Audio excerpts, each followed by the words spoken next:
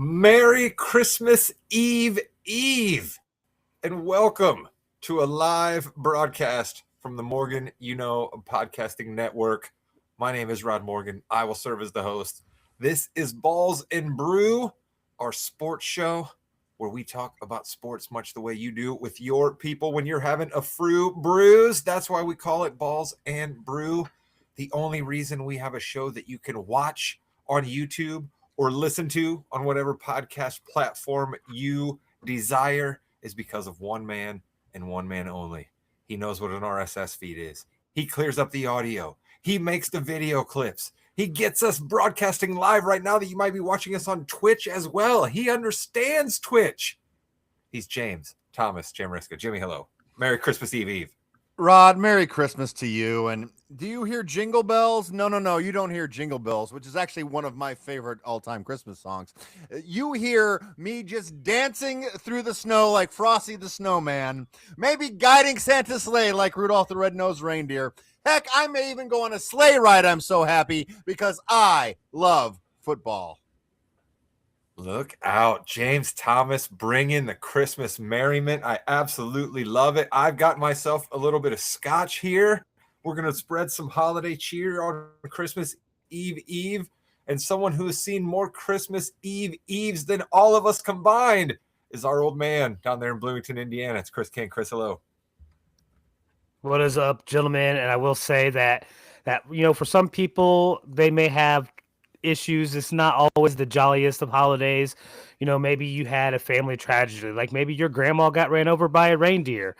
But for those of you that are like that, I want to bring out even more Christmas cheer for you guys. Oh, I think I know what both of you are doing, and I absolutely love it. Joining us, someone who probably will not bring up a Christmas song in their intro to all of us, and those reasons will remain unknown to the audience, is our football handicapper, Josh Williams. Josh, hello. What's up, boys? I know the audience has no idea what is going on. I will say all these other guys are normal. I'm the insane one. I admit it. I am insane. So now we can move on. Okay, I went 1-1 against the spread. You don't even care. Merry Christmas to everybody. I'm not anti-Christmas. Okay. 1-1 against the spread. John Harbaugh decided to just poop down his leg in that Baltimore New England game, up by 11 with 10 minutes to go. No problem. We'll just lose that one again, but we'll get to that later, Rod. We'll get to that later. Absolutely. We definitely have things to talk about with the Baltimore Ravens, the playoff picture in the NFL. But today is December 23rd when we tape this. I'm not sure when you'll be listening to this, but we have to honor the holiday created by Frank Costanza. He was shopping for a doll for his son George on December 23rd. There was only one left on the shelf, and he tried to wrestle that doll away from another customer, and as blows rained down upon him, he decided there has to be a holiday for the rest of us. He went and bought an aluminum rod. He brought it home, he stuck it in the kitchen, and he challenged his son George to a feats of strength, and Festivus was created. But the part of Festivus that lives on the most in our 2025 society, where you can air out whatever you want on social media, is grievances. The airing of grievances. People love Festivus to be able to air their grievances. And we thought, hey, I've got a Festivus t-shirt. We all love Seinfeld. Why not air some grievances about the NFL? So, Chris, I've been interested all week in what you were cooking up grievance-wise. What kind of weird conspiracy? Is Roger Goodell going to get chucked under the bus here? We're like, what's about to happen to us? Chris King, what grievance do you have for us as we celebrate NFL Festivus? There very well could be a conspiracy behind this, Rod, and I wouldn't be surprised if Goodell is involved in some way, shape, or form, whether receiving kickbacks from the manufacturers of this or something else. But my grievance is the NFL not making a requirement for real grass fields for their players to play on. All right, we have seen huge like the Premier League, soccer leagues, everywhere else that has these rules to protect the players. Use natural grass. Our NFL stadiums are actually putting in natural grass for the World Cup next year, but the NFL still won't make this an official rule. That's all they got to do. Make it a rule, and then these owners have to spend a little bit of money to put in real sod.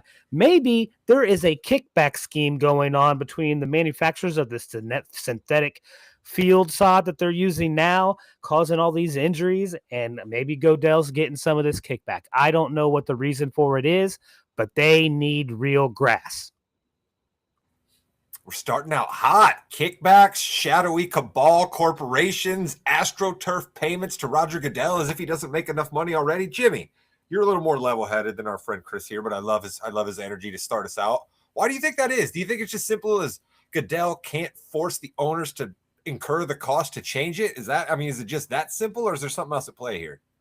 That's what it is, because you have all these domes, right, that don't necessarily have a way to get the grass in there like Arizona does. They track their grass in, take it out, have it grow in the natural sunlight. Everything is great. But the owners with domes, they want to have a lot of different sports, a lot of different concerts, WrestleManias, for example, coming in. So it's so much easier just to put stuff over the turf. You don't have to worry about it. That's the reason. And until we figure that out, the player safety isn't number one. Never has been, never will be. Williams, let me ask you this from a handicapper's standpoint here, right? You look at a lot of different factors when you're going into a game. Do you take different fields into a factor, right? Is there any one stadium where you're like, oh, this turf, does that ever play into anything you start to try to figure out when you're looking at a game? Possibly with the over and unders, or if there's a good pass rush versus a not so great offensive line. But yeah, I mean, we used to have, terrible, even worse than what we have now. The old Veterans Stadium with Philly, they decided not to play like a 2001 preseason game there between the Ravens and Eagles because it was so bad. And yeah, I mean, there's been a ton of bad stadiums throughout. Remember that Super Bowl a couple years ago where they thought that they were bringing in awesome sod. Turns out that sod was terrible. So yeah, there's definitely an issue that need to shore up there going forward. All right, we're off to a good start there. Jimmy, let's go to you. What NFL grievance do you have as we start NFL Festivus?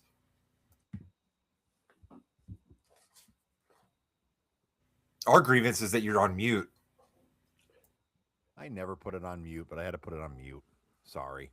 All right, going for it on 4th down and 4 when you're at the 20-yard line instead of kicking a field goal in the first quarter. I know it's a very specific grievance, but you need points. If it's 0-0 and it's 4th down, kick a field goal. It's okay. You can do that. 4th and 4, you're not guaranteed anything. I really hate when every single coach goes for that, and a lot of times they don't get it. Rod is now on mute. That's how angry he is. No, I had a pop-up. I had a darn pop-up that popped up on the screen. It wasn't allowing me to do anything else. That's honestly the first time ever. My stupid antivirus popped up and it's like, hey, you need a new antivirus. And I'm like, guess what? I haven't gotten a new one for the last 6 months. Things have been fine. A new grievance. Yeah, we're going to move on.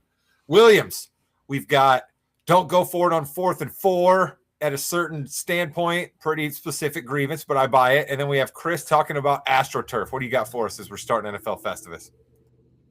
Okay, nobody loves the NFL more than me, but I've got a lot of problems with you people. And now all 3 Christmas games will have a 3rd string quarterback playing in it.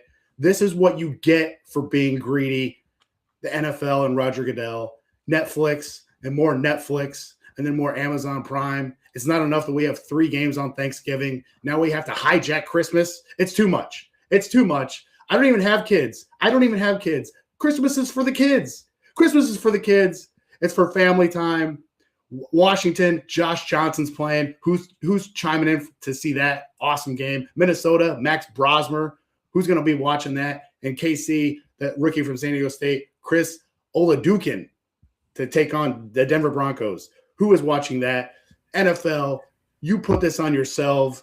You did this to yourselves. We do not need 3 games on Christmas. Enough. Enough. Was I the only guy when the Chiefs starter was named who thought of, there we go, Jimmy's already doing it. Yeah, Harukin, right? Like that's automatically what I thought of when I heard that guy's name. Chris, right? Back me up. What game's that from? I don't want to say the wrong game. What am I thinking of? What game's that from? Street Fighter. Street Fighter. Oh, getting ready to come out with Cody Rhodes and Roman Reigns. Yep. Jimmy, how could I not know Street Fighter? It's not out yet. I'll give you a pass, but the trailer kind of is. So you get better, Rod. You're right. No, you're right, Jimmy. Listen, you're absolutely right. I need to be in on that. Williams, I love it. That is a good NFL grievance. I suppose I should go here before we move on. My grievance is for a NFL sponsor. All right. I understand that we need sponsors. I understand that advertising makes the world go round. We here at the Morgan Podcasting Network would love nothing more than for a sponsor to jump on board, and we will sing your praises to the high heavens. Don't get me wrong. But State Farm, can we pick a lane and stay there, please? Okay. I don't mind that you have to be involved in every single commercial break during NBA and NFL live broadcasts. But between Jason Bateman and Will Arnett as Batman and the Sea Captain with Patrick Mahomes and Megan Trainor, there's just too many things. I don't know which one of your campaigns I'm supposed to follow anymore. It seems to me like you guys are just spending so much money that you're just pulling commercials from 3 and 4 years ago and just throwing them all out to just pepper the zone. Stick with a theme, State Farm. All right? Stop confusing me. Am I supposed to discount double check, or am I supposed to do something with Jake? What's happening? I don't understand anymore. Pick a lane and stay to it, State Farm.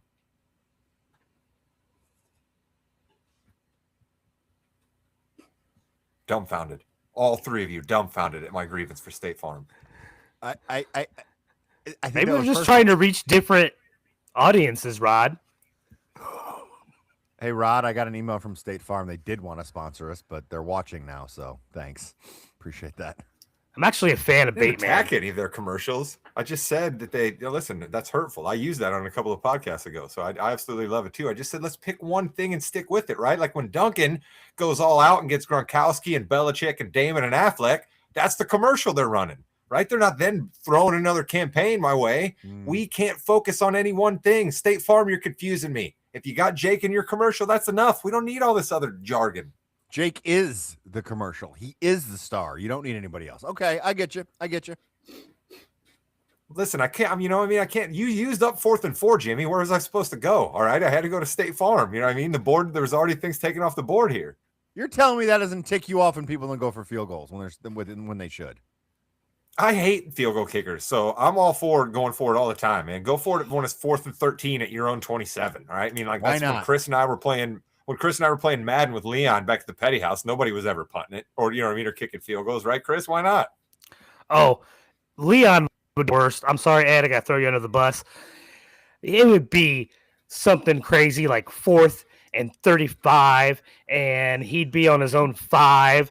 No, he's not punting. He'll pull off some miracle play where he gets 55 yards or a touchdown on his 4th and 35. Yep. Oh, make me so mad.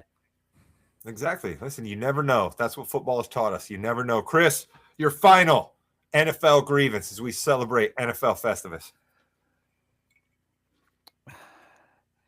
I want to feel this is going to feel like I'm hopping on or beating a dead horse, because you guys hear me rail about this almost are you hopping on the weekly. horse, or are you beating the dead horse? I'm not sure that you're going to have much luck hopping on the horse if you're beating it.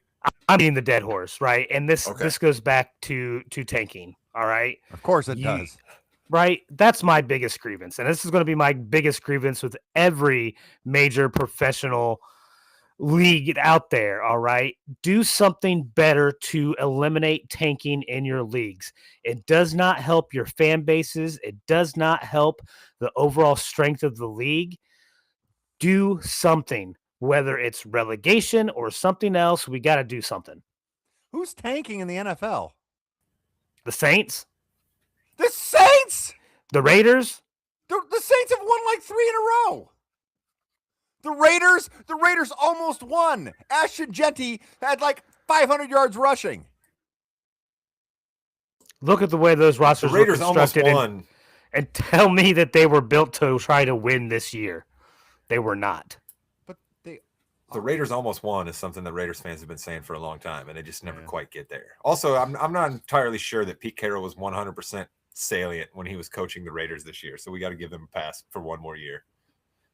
Jimmy Now, Jam, Chris Giants attack Raiders. tanking. Giants Raiders this weekend is a tank bowl. No question about it. Yeah, he's right about that one. He's right about that one. And I think maybe he was just trying to lead us into that. So good podcasting by Chris there. Jimmy, your final grievance on NFL Festivus. I love the state of Indiana. It's where I was born and raised. Lived there a few times. Lived in a couple other states as well. I do not want two NFL teams in the state of Indiana. We do not need the Gary Bears. Okay? That's not going to happen. I hate it when the billion-dollar companies known as NFL teams try to get as much money from the paying citizens as they can to then buy themselves stadiums. I hate it with a passion. It should not happen. But then also, easy, Illinois, and your 500 different people you have to talk to. Let's just sit down in a room and get the stadium done. It's not as hard as you're making it out to be. I hate that. You're not excited about a second franchise coming to Indiana? You're not excited about rooting for the Gary Grizzlies in a couple years? No, they'd still be the Chicago Bears, but it'd just be stupid. You know, technically, the proposed site in Gary is closer to the current Soldier Field than what the new stadium in Arlington Heights would be. Oh, I'm sure. I just don't like it. We'll always remember the way they thrilled the nation, Jimmy, with their T formation. Just keep that in mind. Just keep that in mind no matter what happens. Williams, your final grievance on NFL Festivus. Yeah, I don't know what the NFL is doing with these late 4:00 windows. So this week we have Buffalo and Philly playing at the late 4:00 window. There's going to be like 97% of the country watching that game. The only other late window game, as you guys already mentioned it, the Giants at the Raiders. Are you kidding me? Are you kidding me? I mean, what is the point of the Red Zone channel here? What if the Bills blow out the Eagles, because the Eagles have already wrapped up the division? That's not out of the question. And so now we're stuck watching the Raiders and Giants for 2.5 hours in the late window. I mean, what? There's 7 early games, 2 late games. I know that they want the whole country to watch Buffalo Philly, but you got to give us a third game in there. But I mean, this common sense. What is going on? I've got a lot of problems with you people.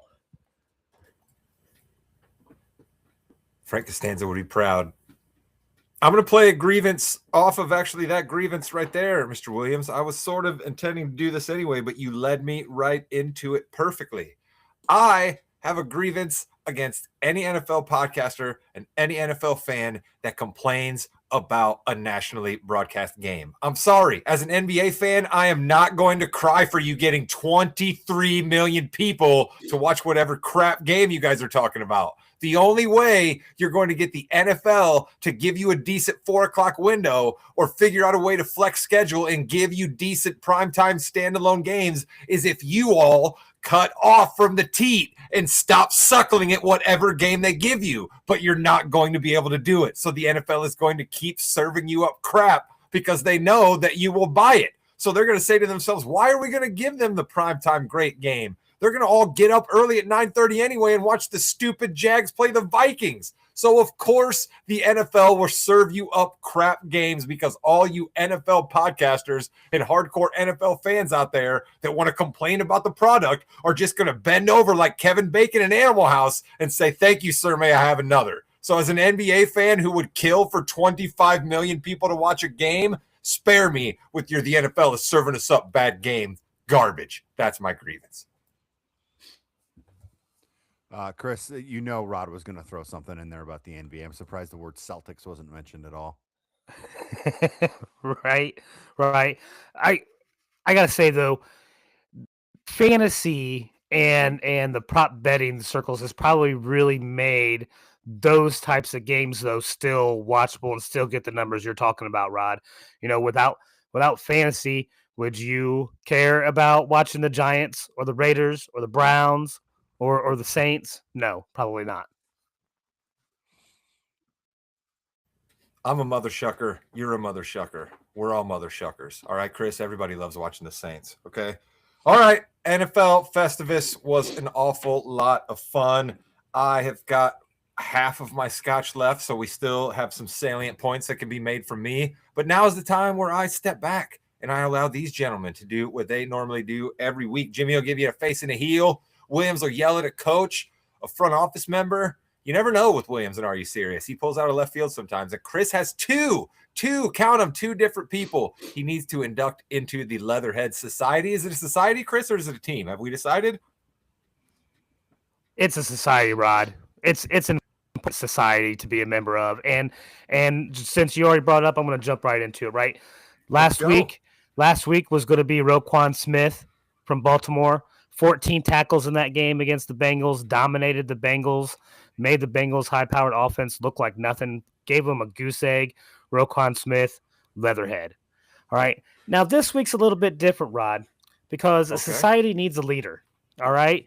Yes, we do.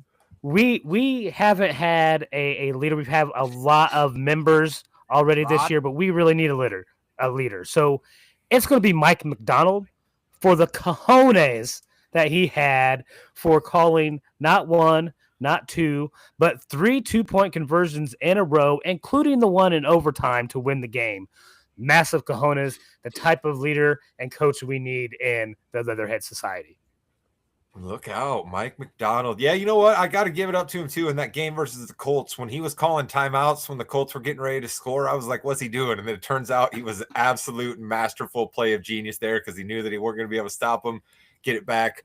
But, Jimmy, I could have frankly aired a grievance at Mike McDonald and somebody else for ruining this Phillip Rivers story. But I think you have your thing that you do from week to week aimed at somebody. Yeah, so the heel of the week is the entire Colts defense. So thank you very much for giving up 48 points to the San Francisco 49ers. They didn't have to punt.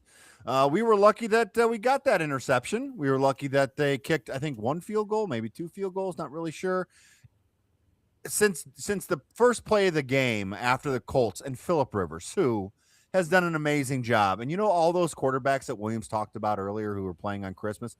Every single one of those teams would take Phillip Rivers right now over their quarterback. No question about it, because he was accurate. He knows what he's doing. I loved the audio of him just telling everybody what's going on. That was really well done on the broadcast. But that Colts defense giving up 48 points, a sieve. Oh, we've got injuries. As Steichen said today, everybody's got injuries. You need to step up, and nobody stepped up at all. And it was pretty sad. It really wasted a great effort by the Colts offense. Yeah, that Colts offense was really, really good. Phillip Rivers, man, like he didn't magically get gifted with a rocket arm. You know, I mean, he never had a rocket arm. You know, he looked like a 44-year-old man out there at times, but he absolutely did the job you'd want him to do, and the Colts defense let him down, and it was just absolutely disappointing. We had a chance for keeping the Cinderella story alive, maybe see an old man number 17 in the playoffs, and we absolutely did not get it. And Jimmy, playing off of that real quick, I got to shout out the great idea that I heard dropped on Simmons' show, I believe it was.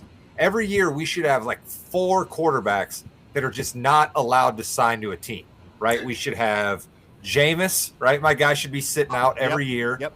Russell Wilson, right? Let's go ahead and put Russell Wilson into that pool right now. Let's keep the Dobstronaut there, right? Because he showed his medal a time or two to be able to show up.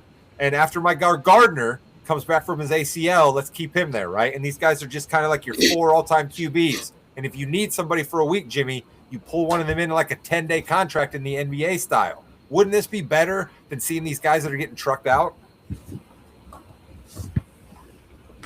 I think that's a terrific idea. Give them a base salary, $10 million a year. They go to South Florida. They camp out there.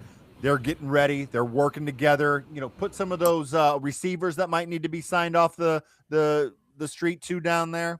I think that's a great idea. Have them ready to go. Anytime someone needs somebody, bring them in. Williams, you're the actual football head here. How crazy is my idea?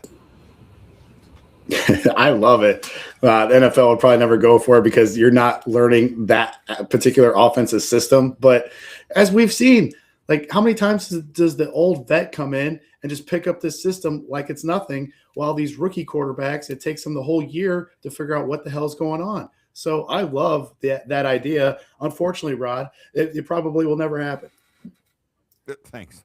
Yeah. And also, we love having live viewers, but if you're mad at somebody for hating, let them know who was hating on what that you're mad about. I'm not sure who was hating on what that commenter just made. Let us know. We aired our grievances, so there was a lot of hating there.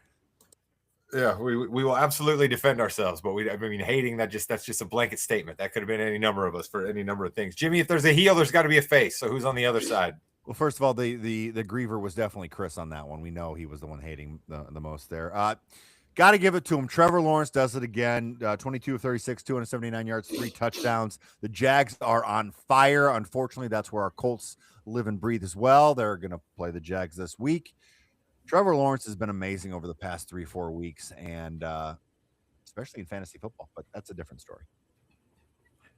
Yes, congratulations to anybody out there who might have been able to pick up Trevor Lawrence off the waiver wire and stick him in right before your fantasy playoff started. Congratulations to anybody who might have had the chance to do that, but we'll move on from that. That's not anything that anybody needs to hear about. William, since we all seem to be in a bit of a sour mood because Jimmy just brought up fantasy football to me, why don't you go a little sour on somebody and talk about Are You Serious for this week?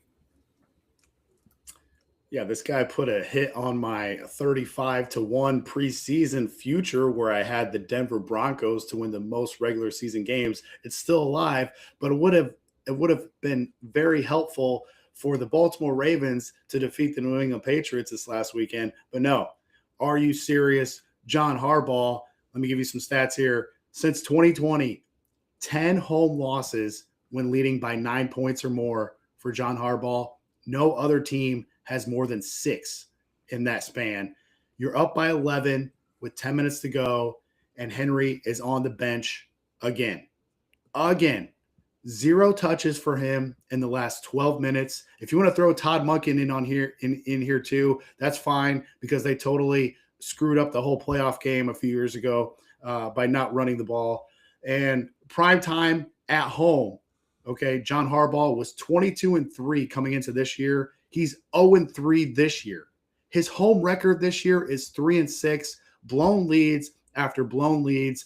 The Ravens are not mentally tough. The moment one thing doesn't go their way, they crumble. I mean, this team was power ranked to the moon before the season started. Hell, I even took them number 1 in the wins league. So, and by the way, Rod, on the other side, 19 straight non-losing seasons for your guy, Mike Tomlin. And by the way, I got the Steelers with the 24th pick in the wins league this year. So, Are You Serious, John Harbaugh?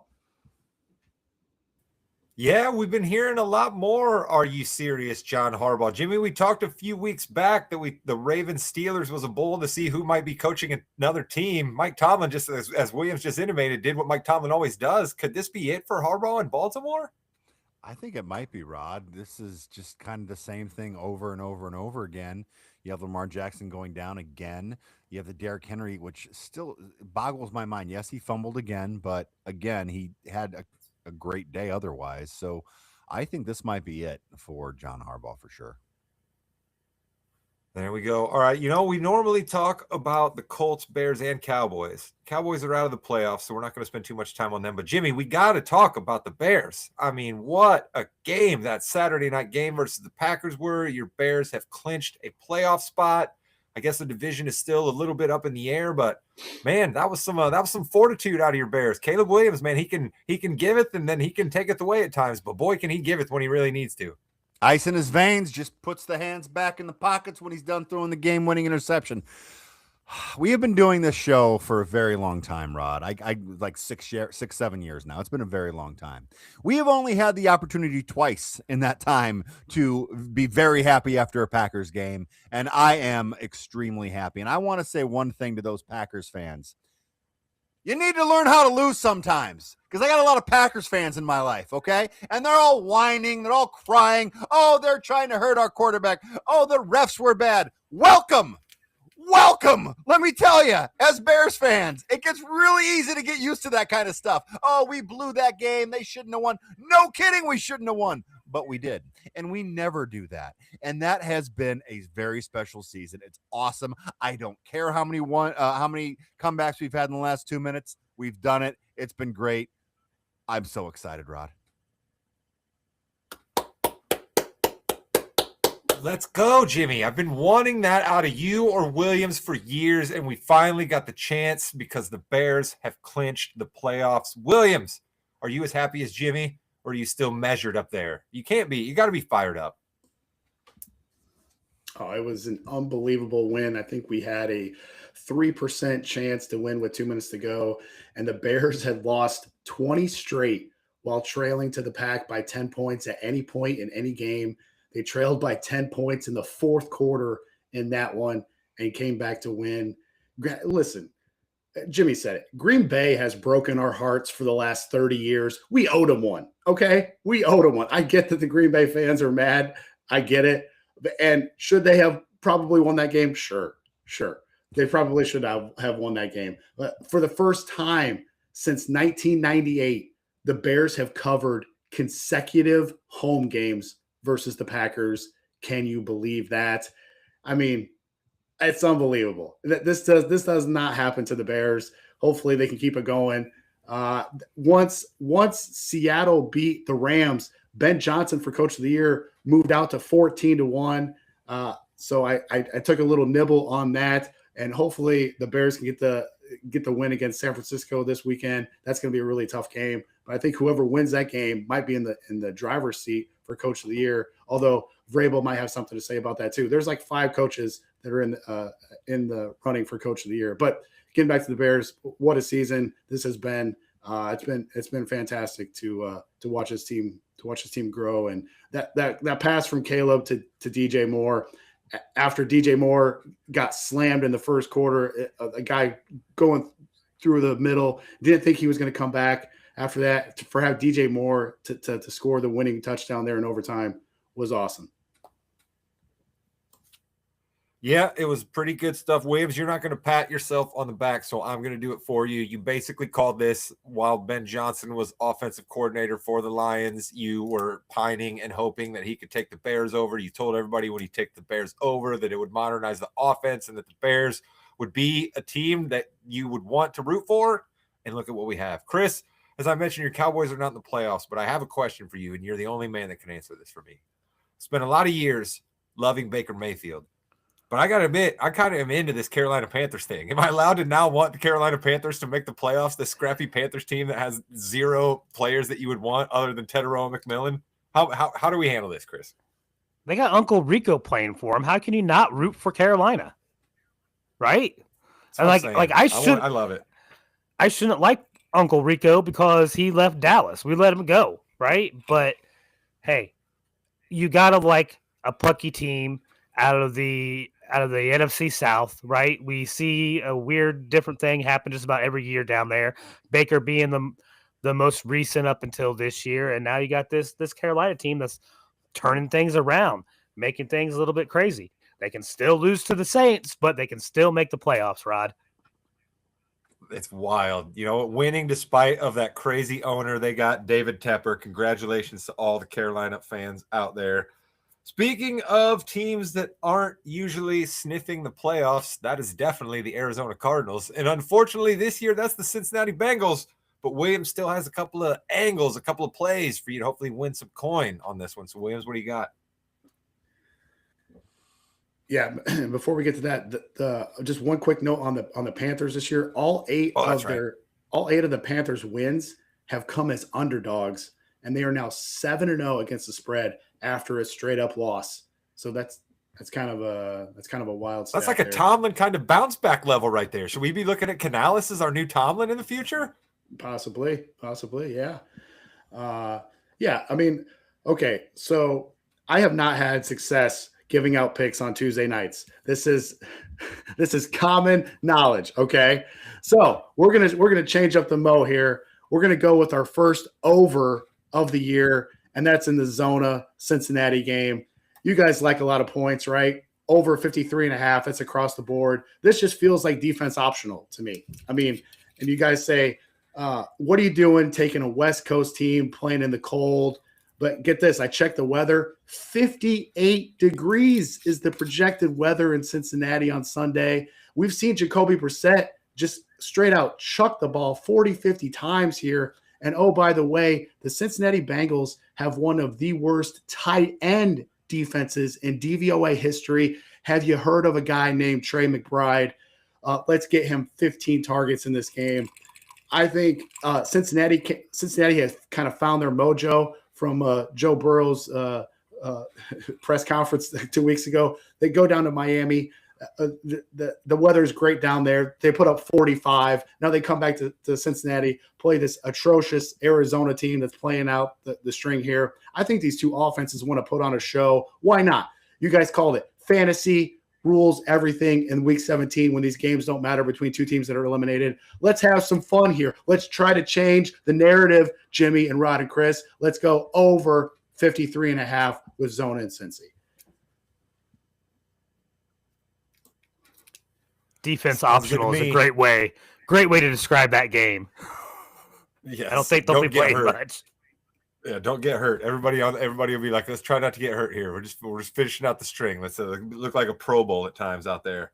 All right, but we do have your thoughts on one game that does matter. The Houston Texans still fighting. The Colts would like to see them lose. The Los Angeles Chargers, they've secretly, and I say secretly because nobody's been talking about them, won 5 games in a row. What do you got in this one?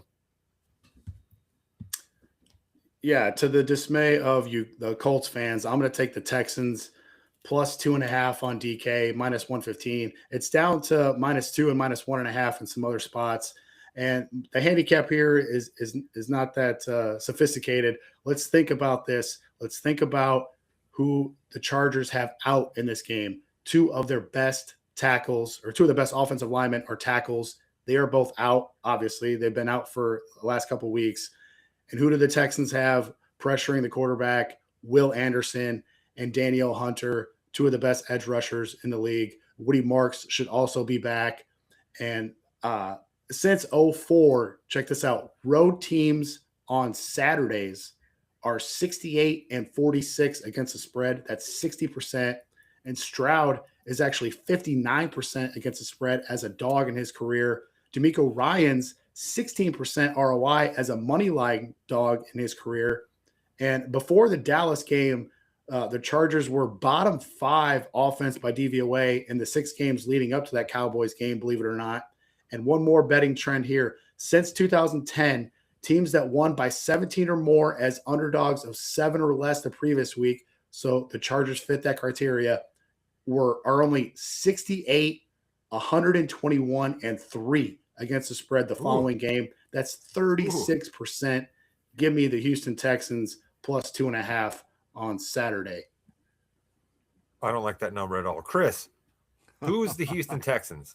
The team we saw last week barely beat the Raiders, or the team we saw the week before that looked like the absolute playoff juggernaut that we thought the Texans might be at the beginning of the week? They seem to be a week-to-week team. Which one am I supposed to think is going to show up this week? I think you got to even parse it out a little bit more than that, Rod. It's not just what team, it's more what offense. We know what their defense is. It's going to be hard for you to score against the Texans, right? Which makes me nervous for when the Colts play them because we got to beat them. But it's the offense. And I don't know. I don't know if any of us really knows, because going into the season, I think more people had a more optimistic look on the offense and the defense, and it's flipped. That defense is legit top of the league, right? They're up there with Seattle and Denver. It's the offense we don't know. That's a very, very good point there. You know what, boys? The survivor pool has been an absolute flaming disaster for me. I lost again last week, so I kind of feel like I'm solidifying my place as the one to suffer the most deaths as we go along. The wins league, I kind of feel like might be sewn up. I'm not sure. Williams, what's the number stand out on the wins league here with only 2 weeks remaining? Okay, so I got 5 wins last week, so I'm up to 71. Jeez, good Lord. Rod, you got 4 wins last week. You're up to 61. We can't keep up with 7 wins a week or whatever he's getting. Chris, I know. Chris got 4 wins, so he's up to 64. And then Jimmy, you got 3 wins, so you're at 44. So I'm up by 7, but I will say this. This week for me looks like a very tough week. There's a chance where I can only get 1 win this week. So I think this week is the week that you guys have to try and make some ground up here. The only team I feel super confident in is the Rams. I mean, I could maybe get one or two more wins, but I don't think this is going to be a good week for me. So, Right. yeah, If he has all these playoff teams on his roster, it may work out to our favor. They're going to be resting guys. The playoffs are already locked up, right? Some of our bad teams may get wins. All right, listen. The one thing that we know about the Wins League is that there's no chance Jimmy will win, but apparently there's still some things to be decided between Williams, Chris, and I. Oh, Jimmy was mad about that one. He was so mad that he was phoned up out of here. You got him hot. I don't know if I've ever seen Jimmy that hot before, Rod. Yeah, he definitely did leave us. All right, I'm going to start with my survivor pick this week, coming off of another loss. I thought that the Arizona Cardinals were going to show up big last week with my guy Jacoby. They did not, so I suffered an L there again. But I'm going to go this week. Chris, you alluded to this game earlier, the Tank Bowl, and I'm going to use your hatred to my advantage. All right, I believe that the Giants kind of like Jackson Dart and are going to try to win this football game, and the Raiders are not. So give me the Giants over the Raiders as my survivor pick.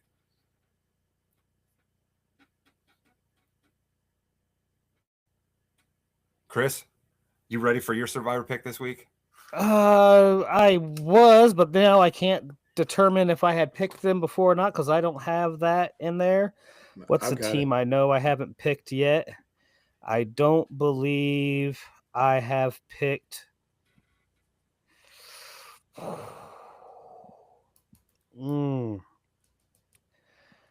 don't believe I've picked the Jets to win.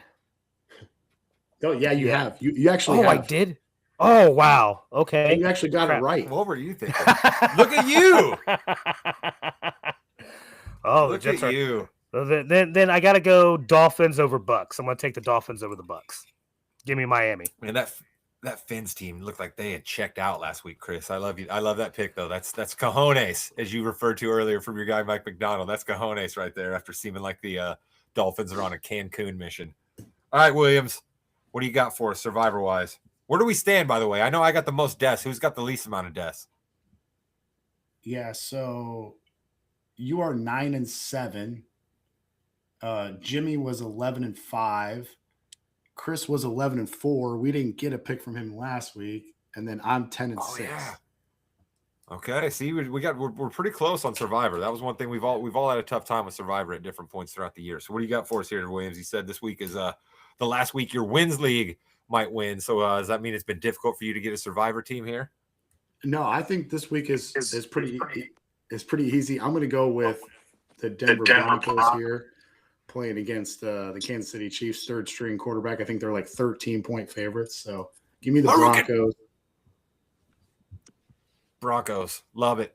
Jimmy Jam, you're back just in time for your Survivor pick. Are you prepared? Yes, I did not obviously hear the other ones. The internet in the Jamriska household has gone down. We are down. I'm on my phone right now. I do have the Indianapolis Colts as my pick, though. I still believe in the Bolo tie. Nice. Look out. Jimmy going with the Colts. I absolutely love to see it. Well, Jimmy Jam, with the internet being out, do you want to call an audible here and maybe wrap up for the night, or do you want to continue on just a phone here? Why don't we wrap up for the night just to be safe? Because I don't know how this is going to come out, and I would hope that everything records. Right. Let's do that, and then just next week we will have our annual Yeah We Knowies for the Yeah We Know podcast. That'll be a separate feed, and then we'll also come back and talk about Week 17 going into Week 18 for the NFL, and maybe a little college football as well. Oh, I got some surprises for you on the Yeah We Knowies. Well, listen, we'll see if I allow any college football past the goalie. We will absolutely see on that one. You guys wait with bated breath to see if I allow any discussion of that fraudulent playoff to be discussed here on this podcast. We will also wrap up the Christmas Day slate. Jimmy has brought it up basically at the beginning of every fast break, and the NBA continues. We are having fabulous finishes across the association every night. And Chris, you talked up your Pacers, and then they lost to my Celtics. I appreciate you that for my man. Yeah, well, I mean, it really took every bit of the Jaylen Brown magic that you guys could muster to get that game against our lowly Pacers team. No, listen, man, you guys were hot. You were hitting you guys decided to come out and actually make shots for a change. It was crazy in that first half. I was like, the Pacers are making shots. What's going on here? Yeah, just can't sustain it for 4 quarters, can we? Listen, the Celtics almost couldn't sustain it for 4 quarters either, because as much as I want to try to talk them up, they're not really that good of a team. But that's more talk you'll get next week when we get back to the fast break. Yeah, we know is an annual tradition around here. We maybe just started NFL Festivus as a tradition. But one thing we absolutely learned, ladies and gentlemen, is Josh Williams despises Christmas music. And remember that. It's going to be a silent night in the Williams household.